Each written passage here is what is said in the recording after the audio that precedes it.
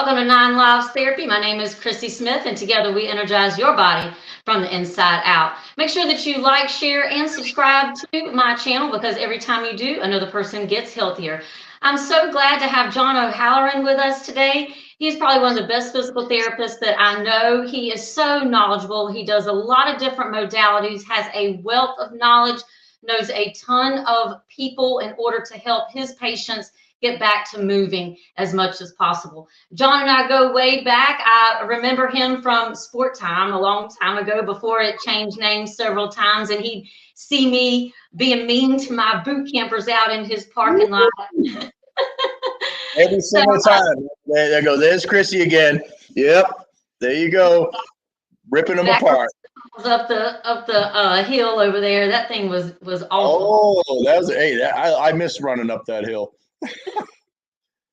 Well, thank you so much for joining us today. I wanted to interview you because a lot of students that I instruct are looking forward to educating themselves in the field of physical therapy. And so I wanted to kind of pick your brain a little bit and talk about the evolution of the field and maybe some things that you see where the field is going and how students can best be prepared. So tell us how you got into the field, maybe some sports that you played while you were in high school, maybe an injury that you had, any mentors, anything that you would like to share from maybe your earlier years competing in athletics.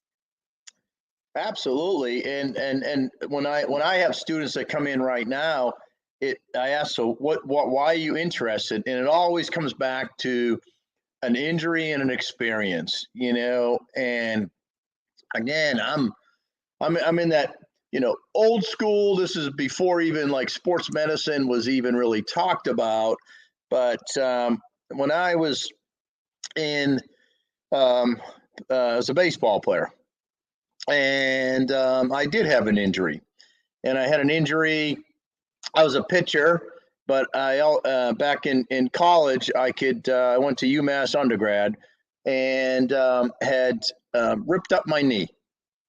And back then, ACL, somebody tears their ACL, not like it was today. This was 1980. 1980.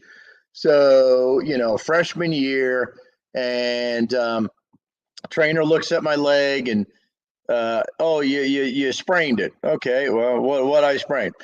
Well, I had this wobbly knee for so many years, and then finally had it looked at. And again, this is like, it really wasn't, MRI wasn't even something that they were just starting to do knee arthroscopy at that time, just started to do scopes. And I went and had my knee scoped. And it was in the late 80s, and the doc at the time said, "Oh, you tore your ACL, and that's why you got so much instability." Well, now I'm like, well, I can't get this thing. I'm in graduate school. I can't get this thing reconstructed. So I waited. I moved to North Carolina in 1992, and the reason why I moved is that everything was moving down to south from Boston. I had a bunch of friends that moved to the Mid-Atlantic states, and there was a very, very, very interesting opportunity in a job bulletin that was mailed to us at the time called the PT Bulletin, and they were looking for a position for a director at Guilford Orthopedics. And I didn't know what was going on with Guilford Orthopedics, but it used to be Dr. Wayner, Dr. Paul, Dr. Murphy, and Dr. Dye. And that's who Guilford Orthopedics was. So I go down there, and they started talking about, well, Murphy and Wayner are going to be leaving in 6 months, and we want you to be the new director of the Guilford Orthopedics. Well, they took the whole staff, and now I'm kind of thinking, oh my gosh, wow, now we got to build from scratch. And they were going to add some physicians, and they had some really top-notch docs that came in the next 2 to 4 years, and that kind of shaped everything. And it's just one of those examples of, sometimes your mind plays tricks on you all the time, and you can't always believe what your mind tells you. And oftentimes you worry about things. We all worry about stuff that just don't happen. And sometimes you got to say, you know what? I'm going for this. I'm going for this, and I'll deal with it. I'll deal with it. And so many people, well, I don't know. Okay, when you start with that, something good is not going to come out of that. But if you just say, here I was, and I say I'm moving to a place where I've never been, don't know anybody, and just said, if it doesn't work, it doesn't work. You pick up and you go somewhere else.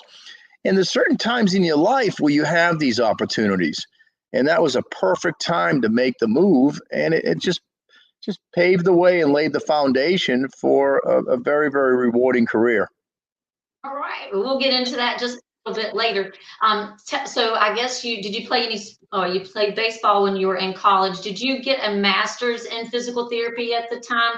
Yeah. Because I know it looks like, was it in 1996 when they moved to master's degree, and then in 2016 they moved to a doctor of physical therapy. So tell us about your time during that. Did you get a master's degree and then you worked at Guilford Orthopedic, or was there some transition time between your bachelor's and your master's? Tell us a little bit about that. Okay.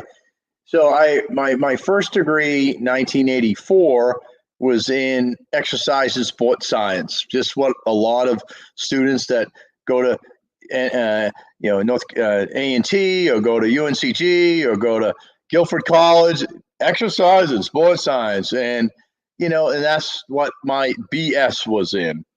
And then I got a master's in physical therapy, and I went to Simmons College in Boston, and that was a 3-year program at the time. It was 3 years. Did you go And straight into that, or was there? Did you go straight into that from your bachelor's? Nope. I worked for a couple of years after my bachelor's in athletic training. I did traditional athletic training, and then I worked in a university setting. And then I took some prerequisites that I needed to have, and then I went to the PT school. Okay. So you moved to North Carolina after your master's program? Yep. So I had been working, and I had my master's PT in 1992, moved down here, and then the doctorate started to kick in, the entry level. And I was in the group that was called a transitional doctorate. Yeah. So I went to Temple in Philadelphia. And so you worked full-time here in Greensboro, and then you went to physical therapy school in Philadelphia? I still worked full-time and went to school. How did you do that? The program was some online, and it was some going up there and actually attending weekend courses and things of that nature. But it took 3 years, but I continued. I didn't miss a beat. I was still out doing seminars and speaking, and but again, you're motivated by, what are you motivated by? You're motivated by needs, passion. And I think passion is an easy word to say, but passion is what keeps driving you. You keep waking up every morning. Why am I doing this? You think back to anything that you do that you just absolutely, you're going through your bodybuilding career. I'm sure there was a lot of days you're like, I can't do this, right? Right? Like, why am I doing this? People think I'm crazy, right? And then when you look back, you go, I'd do it all over again, because you really do find out. I have the memories, the pictures, and the trophy. I wouldn't do it again, but I have proof that I did something that not many people can say that they did, just like you. There you go. There you go. So, I hear students today say, you talk about working as a director and then all those hours, and you're saying 24 hours in a day times 7, right? Now, how much sleep do you get? And still ran and worked out and played racquetball at sport time, So you can do it, but you have to compartmentalize, and you got to be just, you gotta have good communication, and I think that's really good. If you've got a significant other, you got to communicate. If you've got a family, you got to communicate and say, this is, it got to be like, you got to have a meeting and say, this is what we're going to do. And this is how we're going to do it, because it takes teamwork. Well, have you seen the evolution of the field take a certain turn? I know you've been in the industry for a very long time. That some of the modalities that used to do, we don't do anymore. Maybe some are making a resurgence. So tell me a little bit about, I guess, your experience in this particular part of physical therapy. Yes, I mean, back when I started, first of all, there was no copays. You know, there was no computers. It was all paper charts. The first day I was at Guilford Orthopedics, we had one person up front scheduling for 125 patients a week. Now it takes 4 people up front because of copays, insurance, checking benefits. How about that? There's a huge change. In terms of techniques, we were in the United States a very modality based. Well, that's how we grew up. Ultrasound, electrical stimulation, whirlpools, iontophoresis, phonophoresis. That's what we did. We put things on people. Very little manual therapy. It wasn't even taught. They taught massage, but they taught joint modes, but they didn't teach manipulation and things like that. I went to Australia in 1995 and did postgraduate work in manipulative therapy. Wow. So, and I said, you know what? I wanted to be something different. And that, again, it takes, and I had to go over there because it wasn't available in the United States. And now I'm one of the few that has that training because of that experience. But ultrasound, you remember, I mean, we used to do ultrasound on everything. I don't even have a machine anymore. You know, it was, low back pain, you put heat and stim on everybody, you know. But iontophoresis, dexamethasone, put that on for every single tendonitis problems. We don't use this stuff anymore. Insurance companies dictate a lot of what you do, and they stop paying for it, so people stop using it, you know. No. So that gives you a good idea of how that all works. Well, tell me about your licensure. Does your certification or your license to practice expire every couple of years? And if so, like, how do you go about getting your trainings? Are there just like level 2 trainings, or is it another certification that kind of covers those certification hours that you need in order to hold your license? So if you can talk on that for a second. Sure. So like for physical therapy, every 2 years, you need to have 30 contact hours or 30 continuing education hours. And then athletic training has a different requirements. And then there's strength and conditioning that has, I used to be NSCA, I used to be ATC, but I couldn't keep up with it because I got manipulation to stay up with. I got my Mackenzie credential, which is the spine, and you just can't. And then you got orthopedic clinical specialist, you know. So I got my orthopedic clinical specialist, which you have to renew every 10 years. And you're like, man, you just can't. And you hope for that there would be some crossover with this stuff. And there actually used to be, but now it's like, oh, that's not approved, that's not accepted. So, and it really does put a little bit of a twist in it. So I was like, well, I was athletic trainer for 28 years, but I can't keep up with this stuff. I can't keep, you'd be running to a seminar or taking a course every weekend to get everything. Yeah. And now you just want to sit back and not only work in the fruits of your labor, but actually look at them and have some time off and probably enjoy your time doing some other things. Tell us all the stuff that you volunteer. You're all over the place. And the last time I saw you, you were at the Bryan YMCA. So tell us about that transition from going from Guilford Orthopedic. How long were you there? 20 years. Okay. And then you went to the Bryan YMCA. So tell us a little bit about that. And you've also got a, well, it's not new to you, but it's new to me, another location as well. So tell us about your two new. Okay, so the Bryan YMCA, when I went completely, I was a member of, and another very, very unique kind of business arrangement that I've experienced is that I became a partner with 4 orthopedic surgeons on a real estate of a building that we had our practices in, and we bought a building and we renovated that whole building. It used to be owned by an old orthopedist, Dr. Maltzby, back in the time, which was right next to Sport Time. And we chopped that building was like, there was many different things in that building.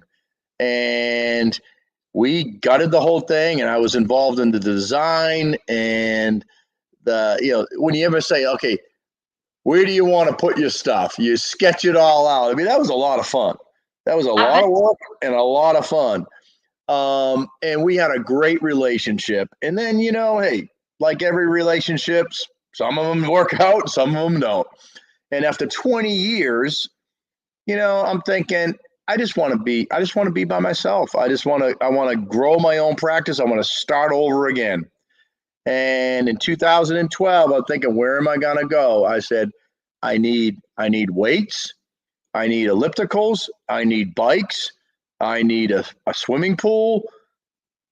Well, why should I go to a place and buy all that when I can maybe negotiate with a Y, right? And eventually I did go to Sport Time for a little while, So that was with Rob Walsh, and I put a clinic there. And that's the best way so you don't have the overhead. Yeah. And when people look at their bottom line, the overhead's crushing people. Paying back loans is crushing people. So I felt that, again, I'm not allergic to work. So I felt that if I could volunteer myself and put in things like pro bono, these are things that a lot of people don't usually feel that they have a high priority with. They want to just do the clinic and go home. Well, I figured if I could do that, well, I don't have to have this big loan, and I could work this arrangement that look at all the people that were benefiting by this exchange of services, right? The Y would allow me to put aquatic therapy in there for no extra charge, use all their equipment for no extra charge if I contributed to the growth of their programs, which helped the community. And it worked out absolutely great. And to this day, it was a fabulous, fabulous arrangement. Now, moving over to Signature Place, the pandemic really was the catalyst to that, because you had all that distancing of social distancing and one patient. I mean, you couldn't put the way we used to practice, putting 6 people in a room. Oh my gosh. You talk about going broke. So I said, you know what am I going to do? And I had this long-term relationship with Joey at Positive Stress, Joey Matze. And I said, and we talked, and Joey was training me, right? And I'm working out with him one day, and I go, I could use that room right there, and I could turn that into a physical therapy clinic right there. Next thing you know, what am I doing? Boom. All it takes is vision. There you go. And then now I mean, right now I'm home and I'm about to run to the clinic here at 2 o'clock, but I just was at the Y. Now I'm going to the Signature Place, so it's kind of like transition. And this worked out great that we could adjust this 30 minutes quicker. I had a cancellation at the Y, so I could do this. But this is kind of the hats you wear, and you're trying to be.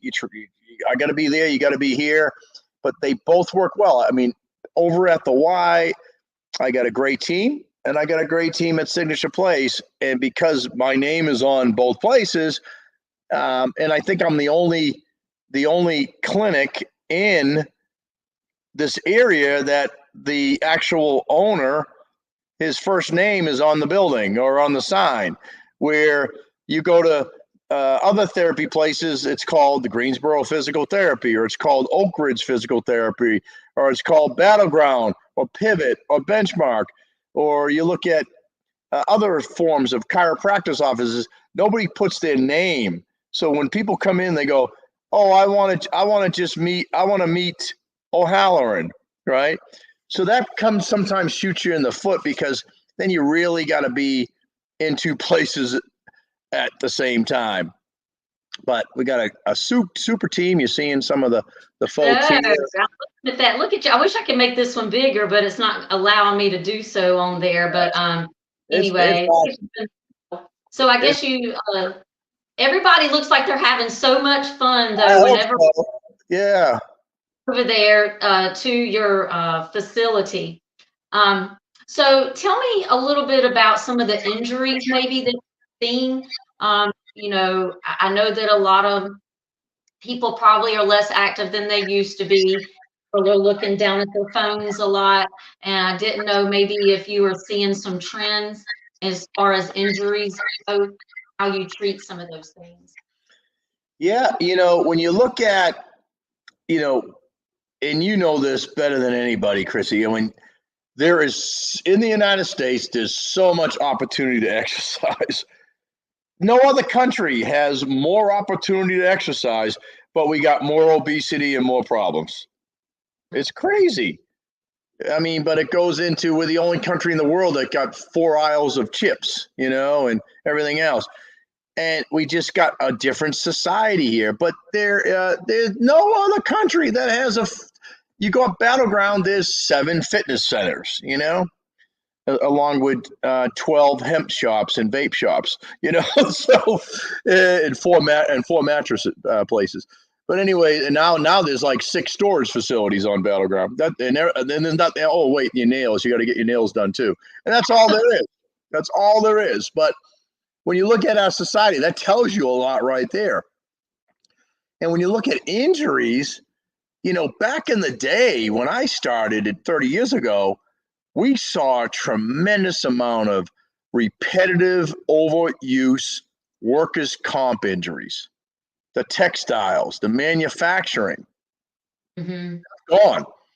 That's all gone. Everything's done by computers, automation. You got technology has taken this. You got machines that are doing things. Robots are doing things. So, and we don't do workers' comp anymore in O'Halloran Rehab, but we did a lot of workers' comp. But you also had a lot of repetitive motion of people just, like you said, forward head and just typing. Now they got stand-up desks, and people are changing. People are more remote. They're up and down. They're moving. They're in their house. They can get up anytime they want versus being sitting down and just, 8 hours of sitting with the head forward. It's like smoking 3 packs of cigarettes. If you want to take life expectancy, look at that. So Are you these seeing a lot of patients? Are you seeing a lot of patients that come to you with these types of issues? Cervical stuff, headaches, upper back, all related to postural strain. And when you look at the fitness center industry, look at 30 years ago, you didn't have Orange Theory, you didn't have any kickboxing, you didn't have any F45. Look at the difference there, right? There's so many different ways that people work out now. You didn't have CrossFit back then, and people are doing stuff like that, but they didn't call it CrossFit. And now when we look at where we're at, the exercise classes are all different now. And you've got out of shape people trying to get in shape too fast. There you go. Then they get that's a recipe for disaster. it really is. But they just and they get caught up in it, and the need to be screened and be seen by somebody personally first to get your body. I always say you should be seen by somebody first, get yourself up in shape, then go participate with the group, something like that. Get some one-on-one, get like address your problems first. If you're weak and stiff, address those. Then you can go work out with the masses. The running clubs and things like that, there's no difference. Go kind of work out on your own, get yourself a good base, then you're ready. Yeah, a lot of people, aren't going to go through the functional movement screen or go to a physical therapist. They're just going to jump right into it There you without go. realizing that they have a bad movement pattern. Yep. That's why you stay in job security, John. There you go. There you What, go. what what are some pros and cons of your job? I remember one time when I thought I wanted to go back to school, and I don't know if I want to do PTA or PT, which I'm going to ask you to speak on in just a minute. But one of the things that I could tell immediately, which was, I don't think I want to do this, is the amount of people that would come in there that had other health issues that needed to be addressed before the physical therapy, and seeing the lack of motivation for exercise or rehabilitation adherence outside of the appointments that they had with the therapist. Those were some of the things that to me was a con, and I didn't want to continue pursuing that educational advancement. So tell me some of the pros and cons of the job as you see it. Yes. Well, first of all, compliance. 70% of people are not compliant doing their stuff. That's huge. That's huge. And we always think, everybody's doing their homework, and it just doesn't happen. And and in some practices, you have more low motivated people than other practices. And you got some practices that have patients that have secondary gain. Maybe they're on a disability or a car accident, or, there's some reason that they are always going to say, I'm still hurting. And that can wear the crap out of you. Because here you are, you want to get success, you're doing great intervention, and you're just not getting that win-win. Yeah. And so the attraction of finding motivated patients that follow instructions, it's like a coach with players that just don't do the work, and they make great coaches when they do the work. And same thing, they make great therapists when you do your work. It's a nice win-win, and you can really progress folks from there. And there is also the changing in the insurance industry, and that can drag you down. More paperwork. There's a tremendous amount of paperwork. You don't even want to look at it. You're like, it always is going to be there. But it's kind of ridiculous when you think about it. I think there's other ways that I think we should be doing our documentation. I think we could develop a system where you could just have a little headset on and videotape the whole session and just plug it in and send that to Blue Cross. And then you don't have to type. You don't have to type nothing. That sounds like something that you need to come up with, John. Yeah, well, I keep talking about it, but I don't know. Maybe if somebody does it, they're stealing my idea. But I don't even know who to go to for that. That's the thing. I thought, my current documentation company, if I bring it up to them, right, they're going to have to, maybe that'll take them out of the business of their documentation system, or maybe they're going to have another facet. But how will it be received by the insurance companies? Because right now it's killing the clinicians. It's 16 to 19 extra hours a week just typing. It's nuts. Correct. So that's a big change in our business. All right. So what are some of the pros besides extra laughter on the job? Oh, now when somebody comes in, like, I'm going to give you something that's going, wow. So one of my assistants was treating, and when I saw I read the questions that you had sent me earlier, and I started thinking, I'm going to tell the case. I'm going to tell this story. So Annie's one of the physical therapy assistants that works at the Signature Place Clinic, and she comes up to me one day and she goes, "You know what Kelly told me?" This is one of the patients that came in. He said after he saw you the first visit, He went out to his truck and he cried. Oh. He cried because he said to himself, there is hope. He left that he felt better, no hope, and all he was told about was they're going to do a cervical fusion. And then he came back the next week and he goes, I'm 95% better. And they were going to do a fusion on him. And the insurance company told him that he had to go to therapy and fail therapy before they would operate on him. And he said, well, I didn't fail and you're not operating on me. That kind of stuff. That's the stuff that makes it all worthwhile. We have personal trainers that will try to help somebody a certain way. Athletic trainers / physical therapists, pretty much the same way. And then you have a surgeon. They all can help the patient, but they're going to go about it differently. And, it's best to take non-surgical means first, because you never know how you're going to respond to that surgery once you change things that, probably didn't need to be worked on, Absolutely. An amazing story to know that you had touched somebody's life like that. Oh, love the stuff. Love that.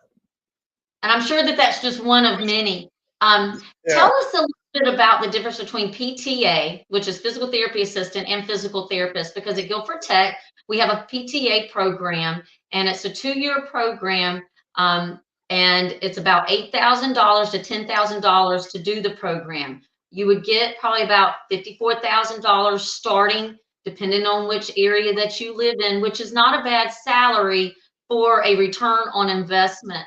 So tell us a little bit about what physical therapists make and maybe some different job duties. Obviously, I don't know how much paperwork that the physical therapist assistants do for you, or if it's mainly just you and they are the ones who are doing all the therapy treatments for you.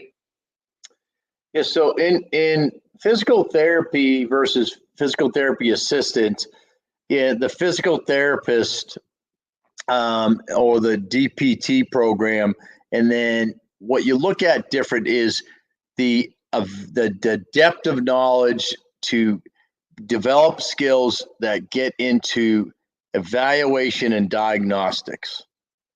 And that is the main huge difference in terms of therapeutic exercises, modalities, no different. But when you get at the evaluation of the person, whether it's cardiopulmonary, whether it's musculoskeletal, whether it's pediatrics, whether it's burns, wound care, there's so many facets of the pie. Sports medicine, orthopedics is just this little small kind of sliver of what the doctor of physical therapy is going to learn. And then the physical therapist that comes out with that, then they can get clinical specialties. So let's say you want to work with stroke, multiple sclerosis, Parkinson's. You can go get clinical specialty in that area. I did orthopedics in sports. So I take this exam, incredibly 7-hour exam. This exam, and then you get this. Then you got every 10 years you got to get recertified, and then there's certifications in manipulation, manual therapy, kinesiotaping. All these other things. The physical therapy assistant, because they are not trained in their didactic, entry level work with the diagnostics, and they're not the gatekeeper, right? You have to see the physical therapy first.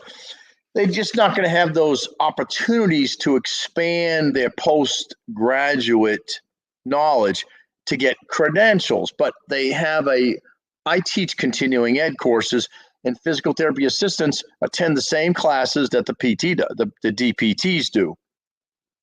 And they get the same CUs and everything. And I tend to work those classes in such a way of what's appropriate to both PTAs and PTs. Awesome. The way my clinic works is we work as a team. And my clinic is extremely unique. I don't know I mean, I speak all over the United States, internationally, and I don't know any other clinic. I always had this feeling, why do we have to do things different than other medical models? For example, when you go to the eye doctor, correct me if I'm wrong, you see the assistant first, right? Well, I've never gotten my eyes done, but I need to. Okay, but the assistant puts the chin on your thing, does this, and then checks you, and then here comes the eye doctor. What about the dentist? Who do you see first, the dentist or the hygienist? Hygienist. Hygienist. The assistant. If you go to the physician, do you see the PA, right? See what I'm getting at? With physical therapy, no, you got to see the DPT. Mhm. It's nuts.